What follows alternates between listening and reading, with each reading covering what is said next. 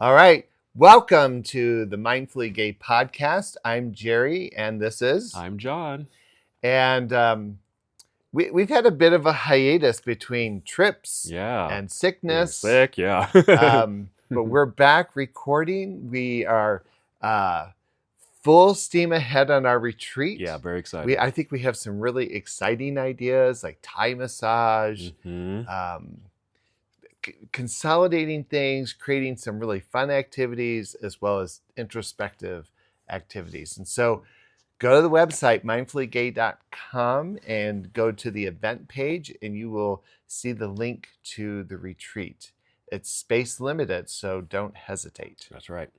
So for today's topic, and I can't believe we're at like 40 episodes and we haven't gotten to this issue. And it's something I hear about all the time in therapy. Yeah. But we want to talk about relationships. Right, relationships. And I'm not even sure where this is going to go. I will tell you that there are a couple of main themes that come up frequently in therapy. And one is, if I'm not in a relationship, that I'm somehow flawed or lonely, but there's this idea that relationship solves all things. Yeah, yeah. And then the other thing is, those who are in relationship come into therapy to see if they can keep them. No. But I'm a therapist. I'm going to hear the deficits. And just for sake of disclosure, and I think we've talked about this on the podcast, but Bruce and I have been together this November, I think, is 30 years. 30 years, yeah. Yeah. And so my relationship history has been, I was married to a woman, had a child, came out of the closet, left that marriage, had a few little relationships and dating things along the way, and probably maybe 4 years into my coming out process is when I met Bruce. Mm-hmm. So if we do the math, I was 14 when we met. That's right. That sounds right, yeah. And so that's kind of my relationship history. And as well as at the University of Utah, I taught clinical classes on relationship and couples counseling. So that makes me an expert. My history, I mean, I came out early. I was quite young when I came out. I was a teenager, came out in college, and I can even remember my first boyfriend, and his name was John also. But it was so fascinating. I thought he was just the cutest, wonderful guy. But he was in the closet. He was a frat boy, and it was just kind of behind the scenes. It was very secretive, but I was kind of into it, But he was a year ahead of me, I think, in school, and he graduated and moved away. But to this day, we still communicate with each other, and just knowing that was kind of my first, my first love. But fast forward, I mean, I dated and had some significant relationships. I've only had one relationship where my boyfriend actually lived with me. We were together a few years, and things didn't work out there. But then I met, and Jeff. Yeah. And Jeff and I were together a little over 10 years. That's a long time. Yeah, for a long time. But my heart and soul really have claimed him as my soulmate. And he passed away some years ago, and I haven't had a significant relationship since. But there's some things, and we can get into it. Because you go to bed at 6 p.m. You got to stay up. That's when the gay boys come out. They gotta come to my world. But there's some things that I think that stood out in our relationship. We can get into it later. That I think made it work. We didn't live together, but we were together for a number of years. Yeah. And I think that was one of the aspects of our relationship, is that we didn't live together. And interesting, the people that I encounter, they're kind of shocked that I am single. like, John, how are you single? How do you not have a boyfriend? But at this point, that's kind of by choice. I'm not looking for, a relationship in that way. I have relationship in many other ways, but not in that way, whatever that way is, because that could be, you can define that any way you want. But I don't have a long-term partner at the moment. Yeah. It's because you're such a hot catch. Blush. I know. I'm looking.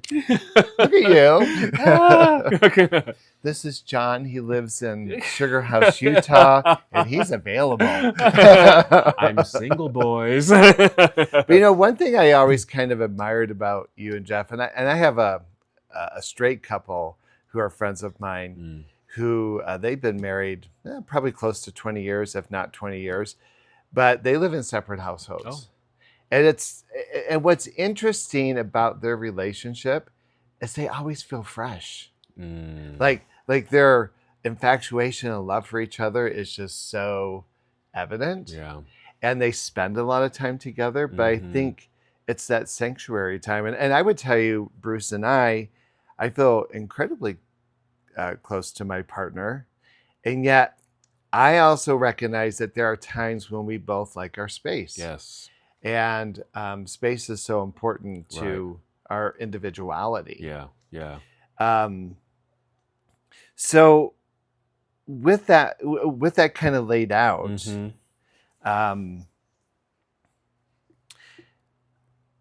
I think it's interesting, and maybe it's a Utah phenomena. And for those of you that aren't from Utah, Utah is a very heavy Mormon culture, and an aspect of that culture is the concept that families are eternal. Yeah. And so, where I grew up, a courtship that led to marriage was a 2 to 3 year process. Here in Utah, it's 2 to 3 months. Yeah. Yeah. Like Mormons find each other, they waste no time. Part of it is because they're maintaining celibacy before marriage. And so they meet each other, they fall in love, and whether they should or not, they get married. And there's a lot of privilege that comes in the state of Utah for being married, being coupled. Yeah. And I think in some ways that is also translated here in the local gay culture, I think so a too. lot of gay men who are coming from that history. I'm sorry, I'm distracted. Yeah.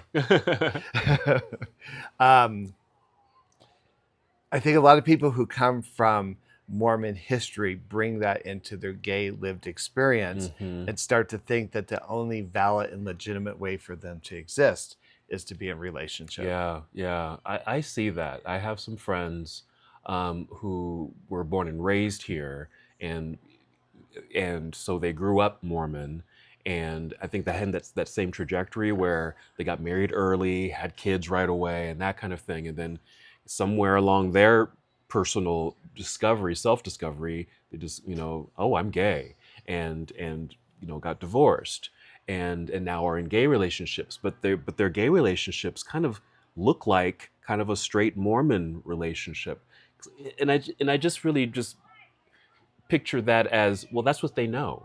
Yeah. That's what they know.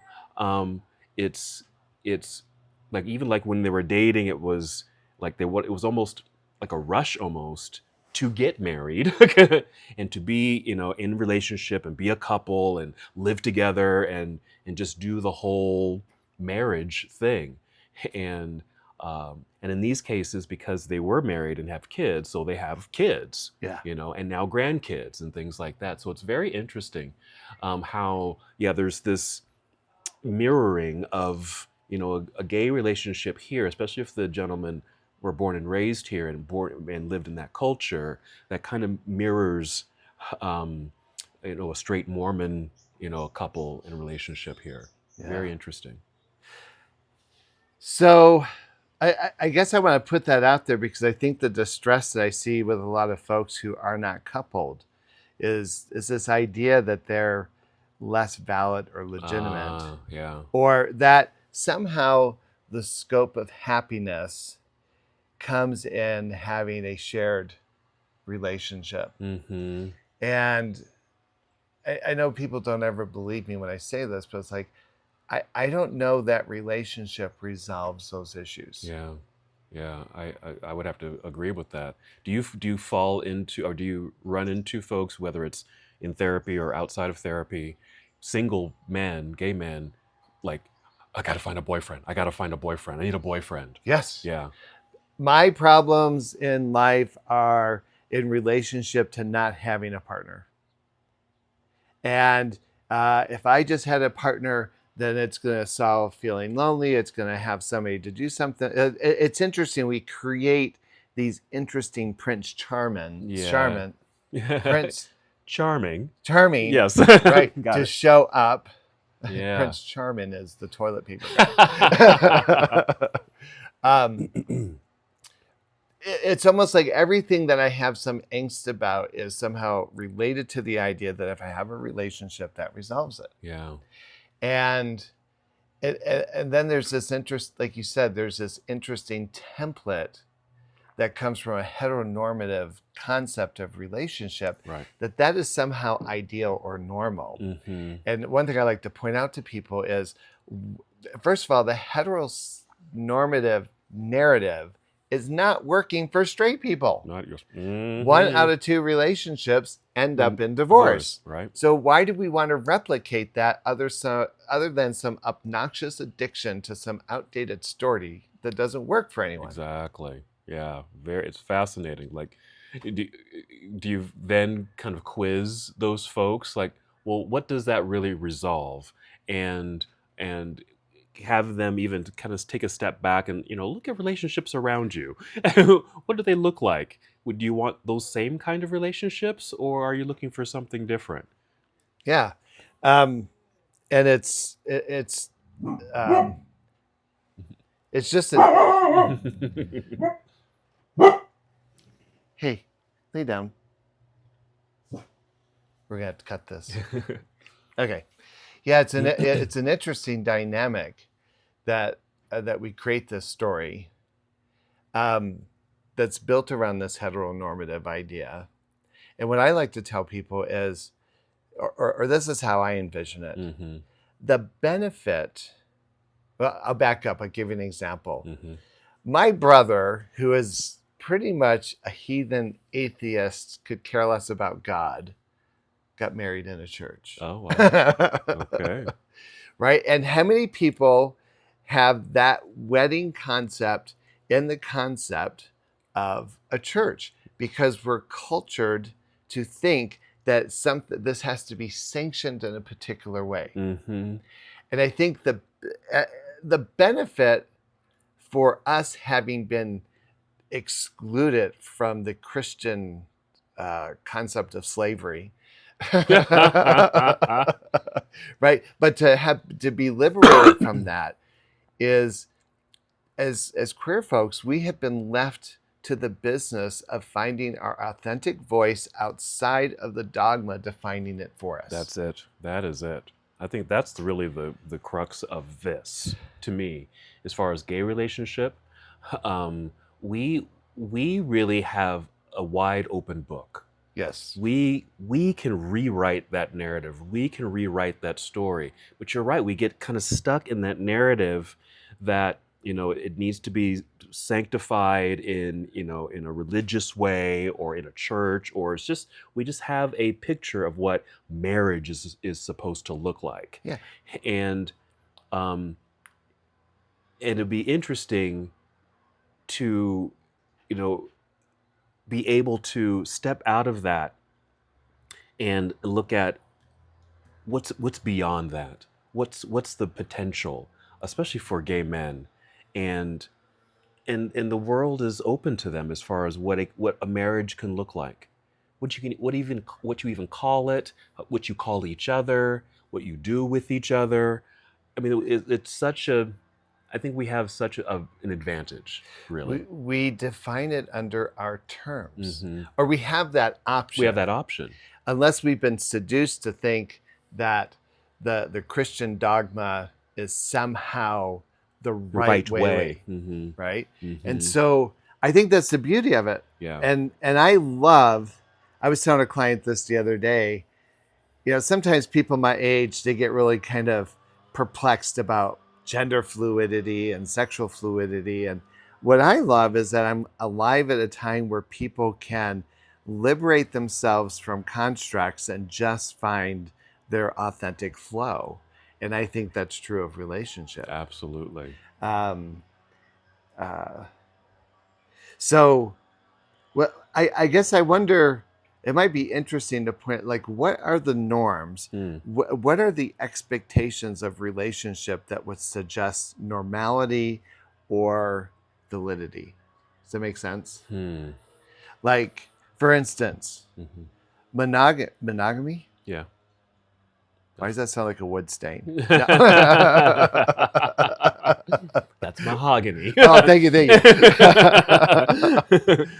But monogamy is often treated as a preference, as more legitimate, as right. It becomes the foundation of commitment and dedication. Right. And is that true? And that's the $1 million question. Is that true? We've made it true. But I think there's plenty of examples out there and that don't claim that, air quotes truth. You'll see, polyamorous relationships, or just open relationships, where we might be in an intimate relationship, but we may have emotional and sexual encounters with other people. Yeah. And that's all okay in the construct of our relationship. The list is pretty endless as in regards to what your particular relationship might look like. Maybe it's you and your two husbands, right, living together with the dog, right? It can be what you want it to be. Yeah. But it's interesting. The institutions are set up to treat monogamy in a particular way, right? So you get married, you're only allowed to be legally married to one person, right? As opposed to if I'm in polyamorous relationships, I know people have been together in those dynamics for 12, 15 years who are just as committed to their partners as any monogamy company is. Yeah. And I high fives to all of those folks, knowing that they are faced with so many obstacles because the societal construct is, one person marries another person, a man marries a woman, and with legalities and things like, if I'm dying in my hospital bed and who's allowed to come even see me, visit me on my hospital, it has to be my spouse or a relative, right? We run into so many obstacles of that form, but there's people who are willing to jump that hurdle, for the sake of their love and their commitment that they have made and have claimed that for themselves. Like, this is important to us, and we'll overcome whatever comes our way. We'll make do. This is how we live. Well, I think that's here's an observation that I've made through the years. I work with a lot of polyamorous families, and almost verbatim, there is such by necessity, there is such a deep commitment to communication, negotiation, feedback, planning. Yeah. Right. That I have found in the poly dynamics that I've worked with, that there are individuals who somehow accelerate or break through the stereotypical norms about Stampede. They're just running because they're sure they're going to miss something. A cart. That was a duck. Are those ducks? No. They sound like pheasants. They are pheasants. Yeah, they were pheasants. Hi. Side note, we're outside. We're in nature. Every time this happens, it's always peaceful out here, but we put on the camera, forget it. So we just saw pheasants fly by. Which is a new thing. Anyways, what I was saying about poly relationships, my observation is the necessity of those relationships is an expectation of open communication. Yeah, and if you think about how the heteronormative concept works, right, there is a built-in hierarchical dynamic. And people can be really conscious about challenging those dynamics, but it often defaults to stereotypes around gender expectations. Yes. So I think one thing I've seen in gay relationships sometimes is you have two individuals who are in a power dynamic with each other, right? Then the need to be right, the need to have control, right? Which is kind of very stereotypical male dynamics. Sure. Right? So I've often found the challenge in working with gay men and couples counseling is getting them to be participants in active listening and skills of empathy, of getting outside of their own lived experience or paradigm to negotiate. Right. That's reminding me of something as I was kind of thinking about this topic and, what would help in any relationship, but I think in particular in gay relationships, especially in the dynamic that you just talked about. And I'm fascinated by the 5 love languages. And I think they can be helpful tools, I think, for anybody, but I think in particular some of these relationships. And so some of those are, so the 5 love languages. So these are ways that, people express and receive love in relationships. Just how do you give love? How do you show love? How do you like to receive it? And they're words of affirmation, quality time, physical touch, acts of service, and receiving gifts. And I like that last one. And so I think these are nice things to even just kind of think about, especially if you're in a, maybe you're a gay couple, you're in counseling or something, and that might be something just to contemplate. Like, what are the dynamics that are, leading to struggle perhaps in the relationship, and maybe it's part of, that communication, that dynamic of communicating, and what you expect from your partner. Well, let's break those down. Yeah. Okay. What was the first one? So the first one was words of affirmation. And so that's like, expressing affections, like, oh, I love you so much, honey, and just saying that out loud. Yeah. Because I think in some cases, and I can think of like my father's generation, he didn't ever really said, I love you, but he would show his love through, he worked hard every day. That's how a man would show his love for his family, but didn't say, I love you. Right. So, but some people need to hear that. They need to hear those words of affirmation. Oh, thanks for doing that. That's so wonderful. Thanks. Oh, I love you. I worked with this couple.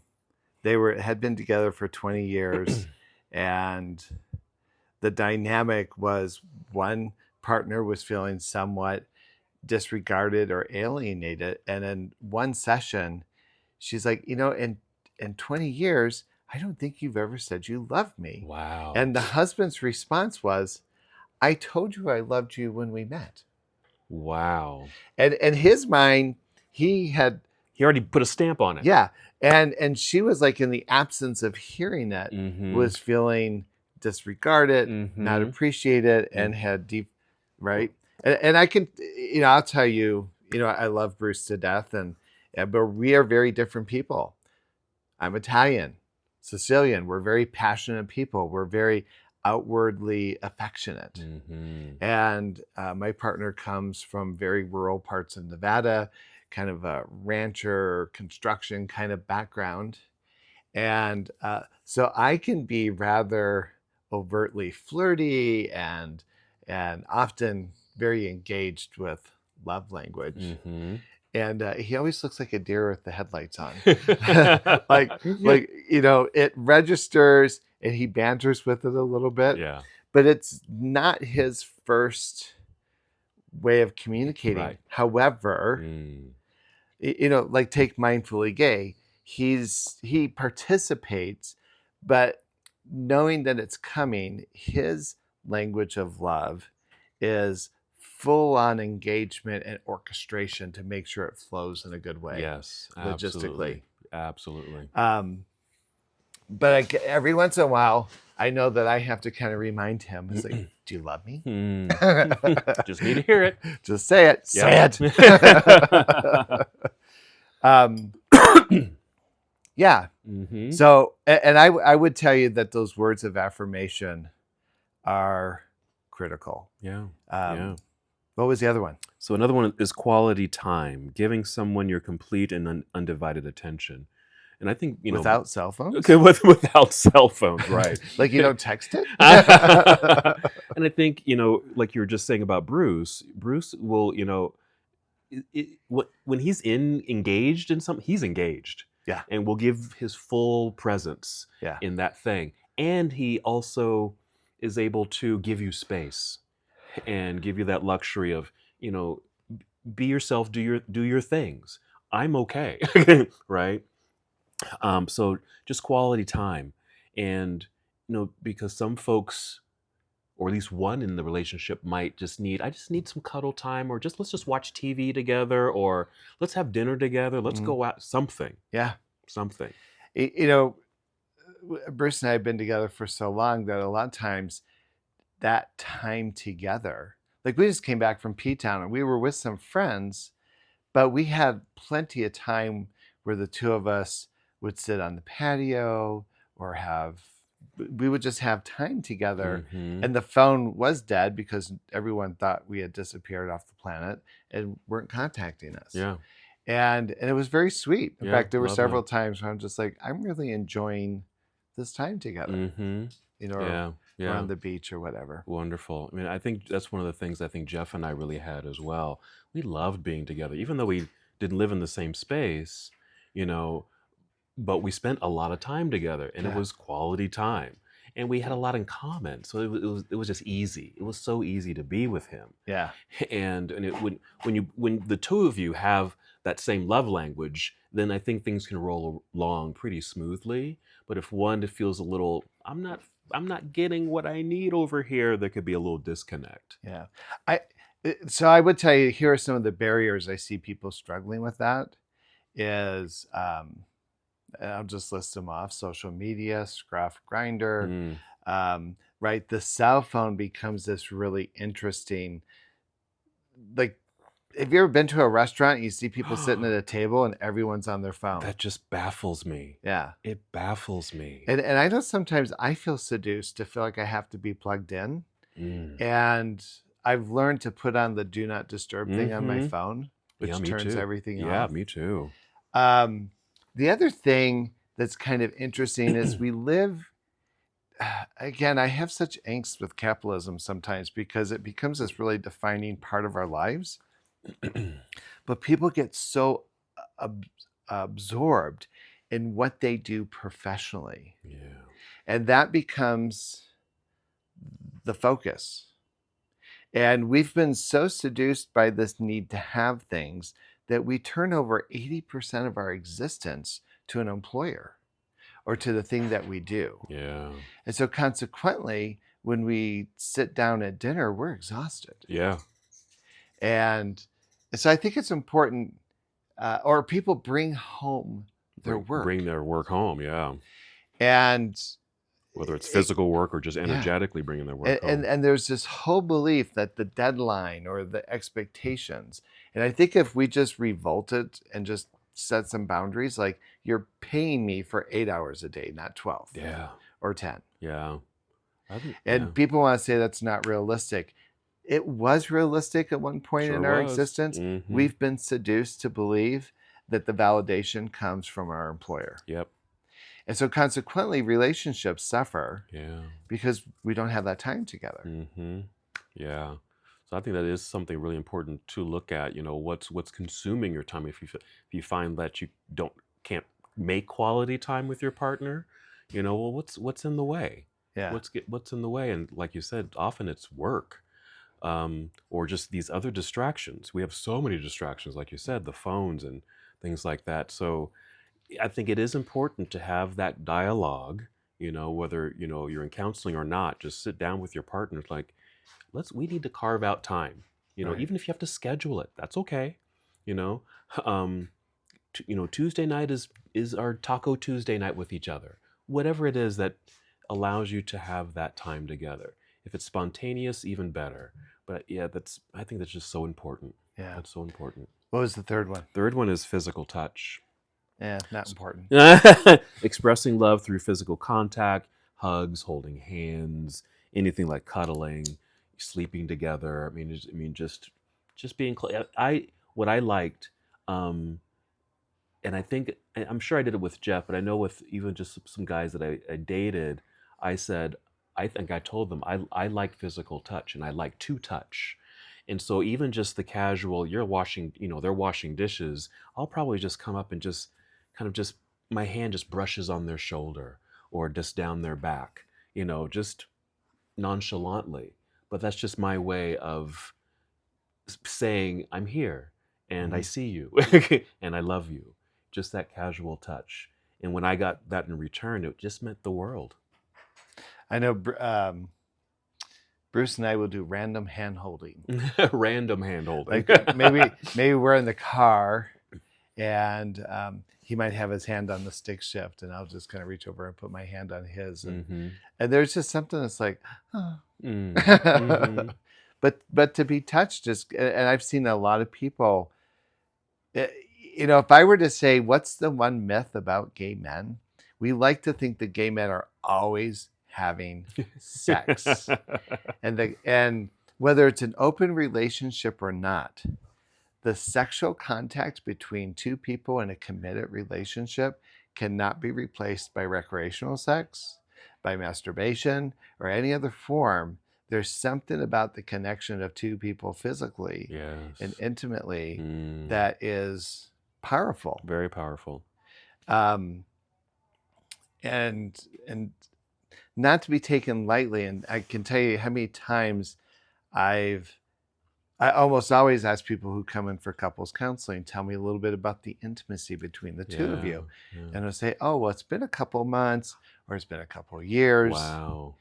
And then as I start figuring out what's going on, is the lack of intimacy is often, not always, but is often connected to some other part of the relationship that's creating problems in the connection. Right. So if you're always critical of me, if it always feels like you're judging me, or if we're arguing, it's hard to want to be sexy with you. Yeah. And so what's interesting is when I'm working with couples around sexual intimacy, very seldom do I encourage them to have sex. But we'll work on other components of the relationship and then even explore non-genital expressions of physicality. So maybe offering your partner a massage with no expectation of sex. Right.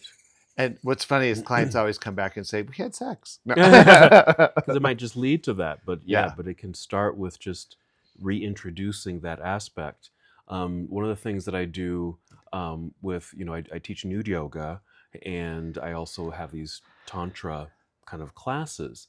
And my intention with those, I have men that come to these groups and it's about this, it's about sexual energy, it's about intimacy, it's about connecting. It's about connecting and learning how to reconnect, really. First to themselves, because I think that's most important. Know how to love yourself in a physical way, even, and just touching yourself. And then, then starting to practice touching another person. It might even just start with, a hand on a leg or a hand in hand or eye contact. Eye contact is huge. And maybe just soft touch. But main part of the dynamic is getting guys to slow down, take their time, be in the moment, and just find connection in this very soft, sensual way. And I think I think that can be helpful too. Just relearning kind of the energetics and the importance of just simple touch, a hand on a hand, holding a Mm. gaze, even a simple little kiss on the cheek. Just, it doesn't have to be, like you said, full on sex, but these other ways that really show intimacy. Do you know an exercise that you do in the Body Central Mm-hmm. that I think is really important? It's interesting how many people, and again, maybe it's the conservatism of this particular area. I love the question, what are you into? Because I'm Mm-hmm. like, all of it. But part of that answer is I'm not sure how to articulate Yeah. everything. Like there's a hesitancy to say, I love my big toe sucked on. There's some hesitancy to that, right? That's not real. But and I've noticed that when you ask people to write down Yeah. what is it that you like, what is it that you enjoy, Yeah. that people kind of have this stall. Like it's like, how do I say this? Mm-hmm. And so I often find in the concept of relationships that people have made a lot of assumptions about the physicality of their relationship. For instance, let's say someone starts out as a bottom and someone starts out as a top, but I want to kind of explore other versions of my sexuality, which might include maybe more versatile. Yeah. There can be a challenge in hearing that, accepting it, speaking it, Speaking articulating it, it. yes. Um, and so I, I guess I would want to encourage, as a therapist, I want to encourage people to be able to kind of open up their dialogue Mm-hmm. about, but part of it is kind of an attunement to what works on your body. Exactly. Yeah. Yeah. So I think there's a lot of shame around, sex in general, but but like that exercise when I have people write down how they would like to be touched, what makes them feel good, what turns them on. Like you said, they're kind of like, huh? And they kind of turn their eyes up like, I never really thought about it. And to or even write it down and then even articulate it is a little foreign. Yeah. But I think it's a nice way to kind of bring that to the forefront. And now you can look at that. You can really now see, oh, this is what I like. Or if you're not sure, here's an opportunity for you to explore Yeah. and play and find out what you might like. Um, and I think that's the beautiful thing to witness, in these workshops too.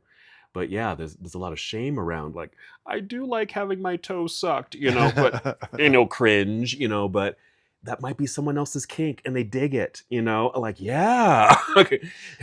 Well, and the other piece I would say is, how do we keep our intimacy and our sexuality interesting, entertaining, explorative, adventurous? Um, I think sometimes people get caught up in ruts. And when we get caught up in ruts, then it becomes easier to postpone or delay. Mm-hmm. And so, and what I've noticed, even with gay men, Mm-hmm. Yes. right, we think, right, um, intimacy often starts when you wake up in the morning, right? And so it's some of that flirtatious kind of touching. It's Mm-hmm. some of that, you're looking kind of sexy this morning. Mm-hmm. Instead of complaining about not having any money in the bank account, let's talk about how much love we have in our hearts for each other. Yeah. Like it's how we communicate and engage, maintaining some kind of contact. And then when it comes to time to be intimate, right, that flow Yeah. becomes a very natural reflection. Very natural. And what I often hear from people is, Mm. oh gosh, you're always nagging on me, or we're so stressed, or blah blah blah. Like clearly everything that's happened prior to bedtime or whenever that playtime happens, Yeah. factors into whether or not I feel willing to engage. Exactly. Yeah, it builds up those walls and obstacles, and that's another thing that I do in most of the things that I do, in my work. With yoga, with the tantra work, meditation. It's about trying to pull away the curtain and break down the walls, those barriers that uh, doesn't allow for something like this intimacy to occur. Because, like you said, if intimacy is usually done at night, but you have the course of the day with stress at work or an argument or something, that builds up. Those are the walls, and then you don't feel sexy Yeah. and sexual, and so it makes it hard. Um, so yeah, just finding those balances or just finding ways to start to break down those walls. so that they don't become the automatic barrier for you and your partner. Yeah. What's the fourth one? Another one is acts of service. So actions done to help or take care of your partner, such as chores or favors.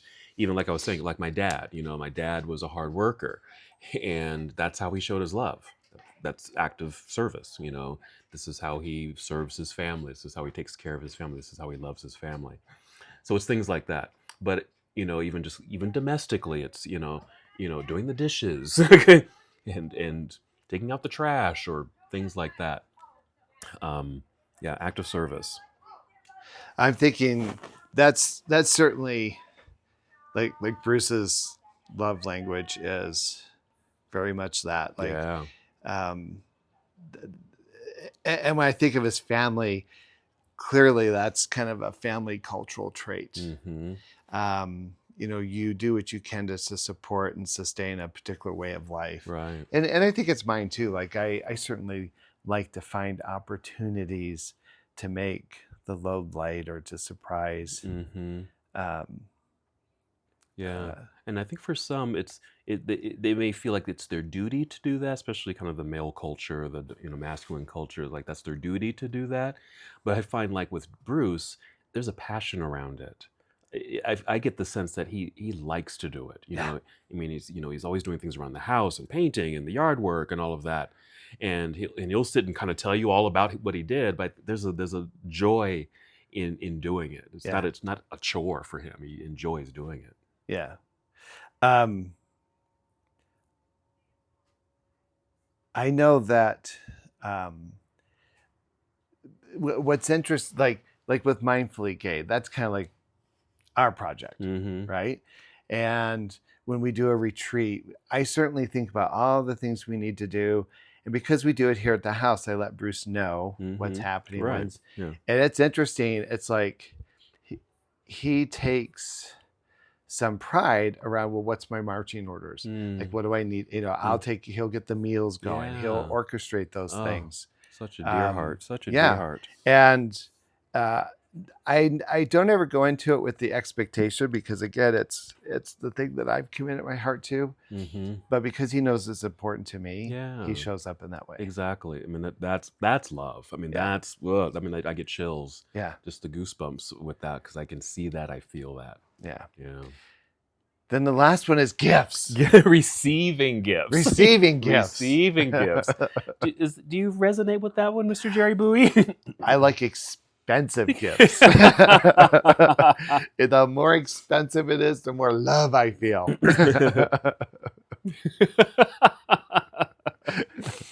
And are you receiving that love? Not enough. We need a lottery. We need a lottery, right? Right. What do you think that means, though? Receiving gifts. Also, what did they say here? But just it's kind of like those act of kindness. It's just giving, just a symbol of love, symbol of the care. It's not for some. He talked about words of affirmation. If someone can say, I love you, I love you, I love you all day, but the other person may not. It's like, yeah, I know that. I know you love me. But show me you love me. Show me you love me. Do you know, this may sound totally remote, and yet it touches my heart every time he does it. Upstairs, we have a lot of altars. And in the traditions that we follow, right, an altar, like, it's a place where you pay attention to, and you edify it with candles or incense or food. And one thing we like to do is we always like to have fresh flowers on our altars.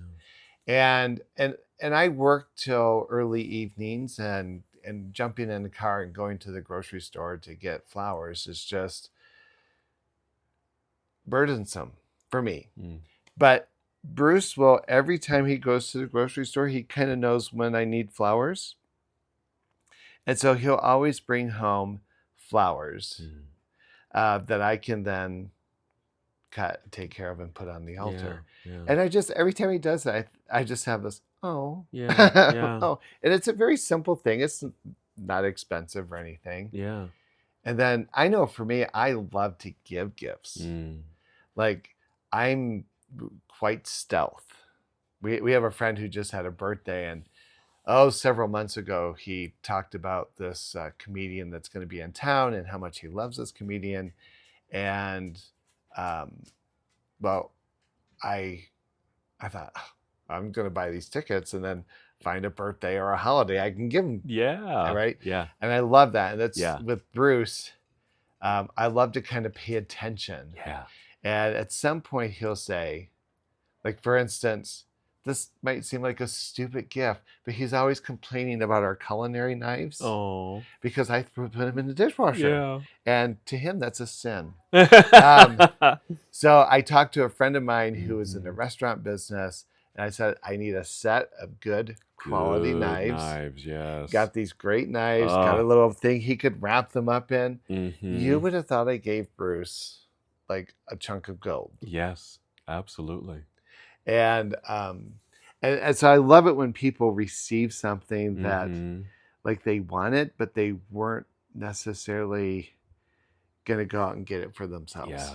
Yeah. And that's how Bruce is he will not do for himself. And so I like to pay attention and find opportunities to do that. That's the best. Yeah. That does bring a tingle to the heart. It really is. And in that you can certainly do that in relationship. Because like you said, it doesn't have to be big and expensive.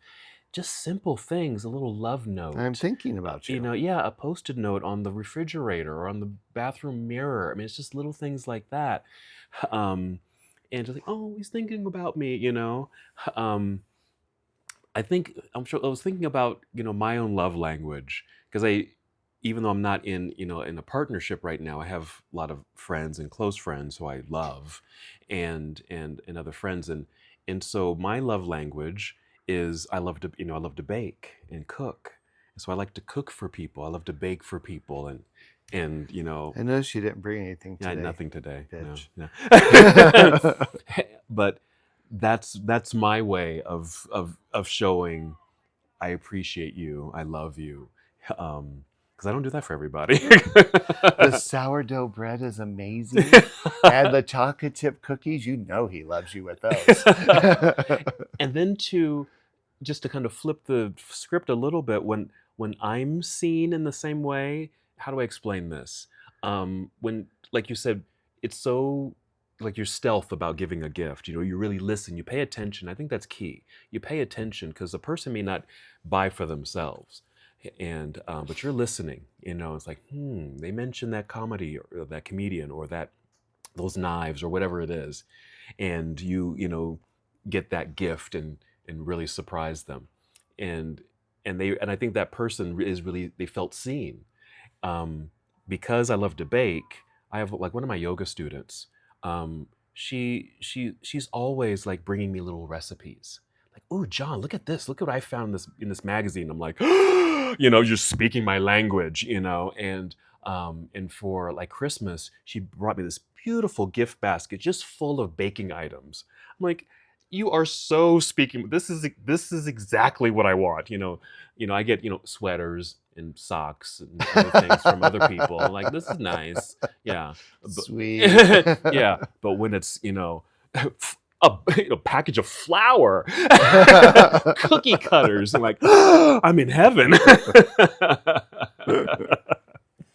Well, I want to go back, just talk to our friends who are not in relationship, right? So we just kind of talked about, here are some basic language, basic skills of relationship.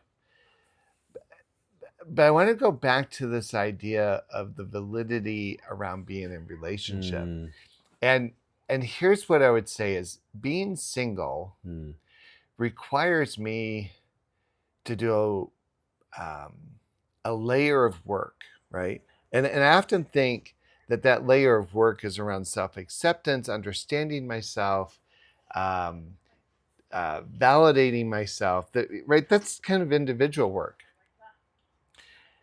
And what I would say is, being in a relationship shifts the work. Still very individualistic, right? But I have navigating myself in the context of navigating someone else still has its challenges. Yeah.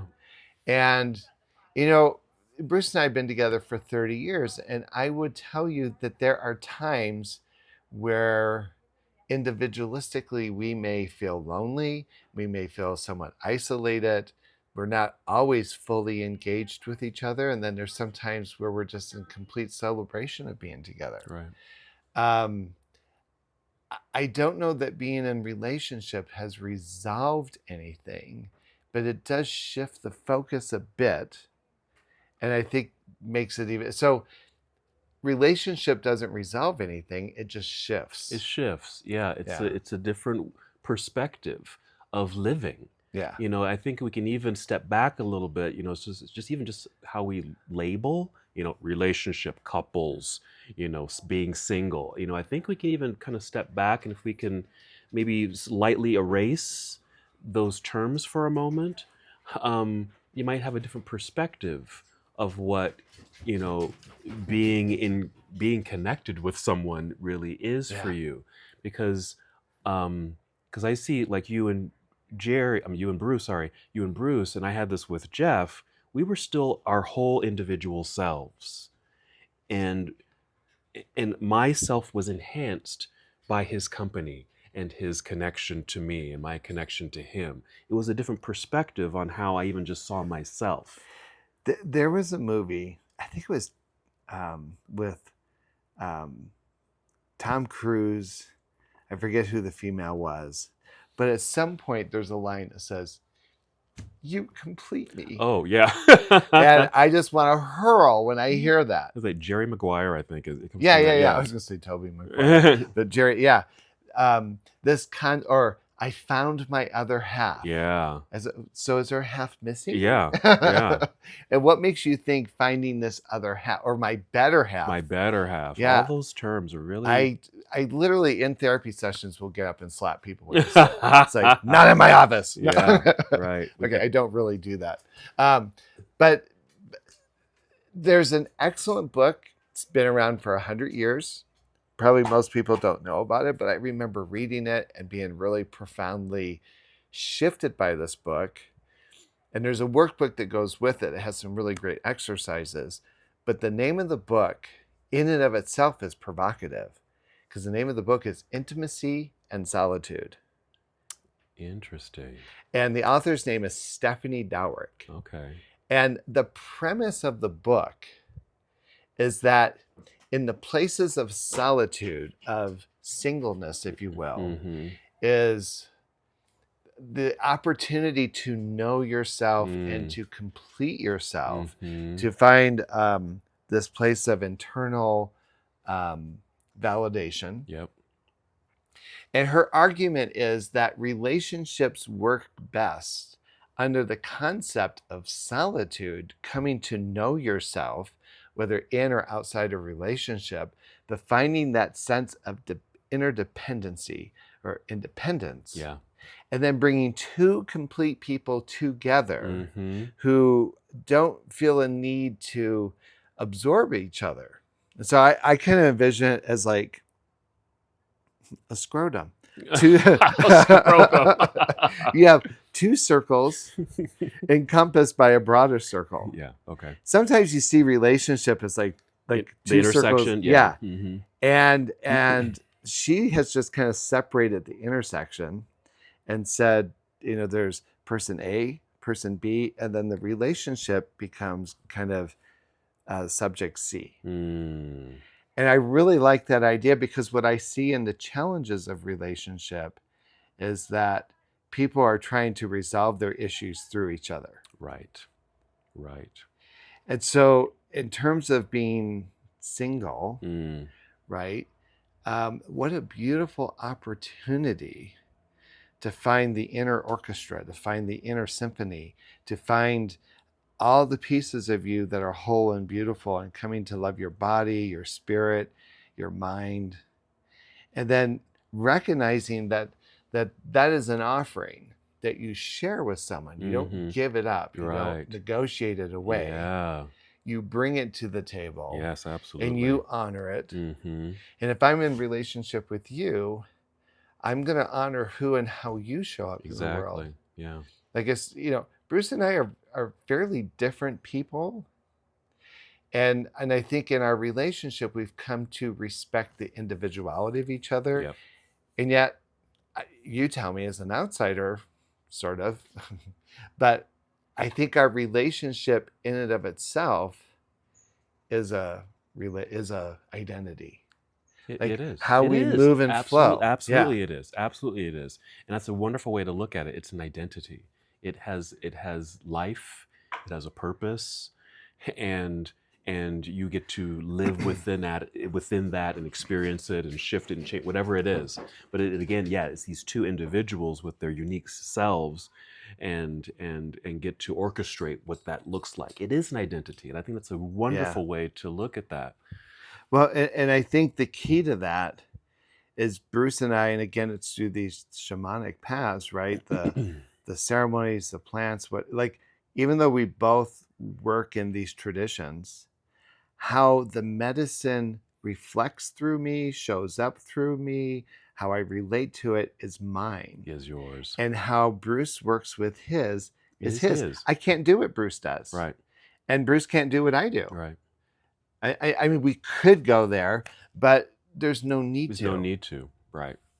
Um, Mm-hmm. and I think that's something to think about, because what that requires then is for me to understand who my partner is in terms of their language and the luggage that they bring into their relationship. Not that that should be changed or commandeered to fit my agenda, but to look at it and appreciate it for how it shows up. How it shows up. Bruce would make an awful Sicilian, and I would make an awful Winnemuccan. Winnemuccan. Right? But I love the Winnemuccan that I live with. I Yes. love how Yes. he operates in the world. Absolutely. Yeah. And I'm pretty sure I annoy him. Yeah. And I think he appreciates that. Yeah, absolutely. I always remind him, I'm the one that keeps the relationship interesting. Like, yes, Jerry Buie. So I'd be really curious. I know people are hesitant to give us feedback, but I'd be really curious, like, what are people's questions about relationships? Where would this conversation go if there was a group of men here talking about relationship? I'd be really curious about that. Yeah. Be very interesting. And I think just one last point I just want to kind of put out there is, because I'm not in relationship, or I'm not in a partnership, I should say. And when people say, how are you single? I almost kind of shudder a little bit, because I don't use that word I don't identify as single. I don't feel single. Because I feel like I'm in a pretty good relationship with myself. Yeah. And I love that. And I have wonderful relationships, intimate, close relationships with people I don't live with or have sex with, right? And I feel like that's my family. You're my brother, you're my sister. I mean, I feel very connected. I feel like I'm enriched with relationship. Yeah. Without needing to feel like I have to have a single partner. Yeah. So I think this is another perspective one can have if you're single, or not in the traditional relationship. What's your relationship with yourself? How do you live as a single person? And where do you find that enrichment of relationship? Or how does that, if that's something you're searching for, how is it, how do you search for that? How is it enriched, and how would it enrich your life? And does it have to look like that, cookie cutter way of being in relationship? Yeah. Maybe you have relationship and just don't know it. Yeah, like, let's be creative and fluid in the concept of relationship. Mm-hmm. I know we're getting ready to close here. We're sitting outside partly because we appreciate the natural lighting, and there's challenges in being outside because there's people on the golf course, and Of course, my dogs are idiots. But we're sitting out here, and I just want to, people don't realize is we've had a lot of visitors here, hummingbirds, Yes. like a lot.